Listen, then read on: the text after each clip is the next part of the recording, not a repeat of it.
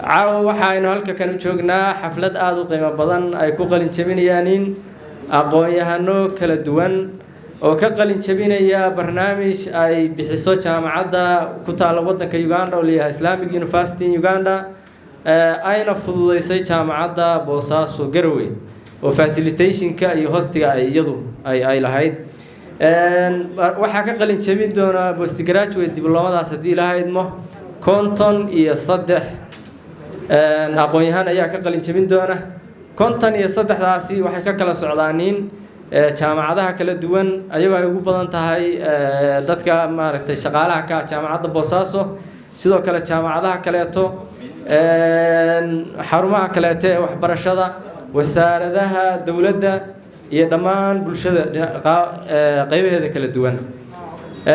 farxad bay noo tahay inaan halka kan caawa joogno iyadoo ay qalin jabinayaan intaas oo aqoon-yahana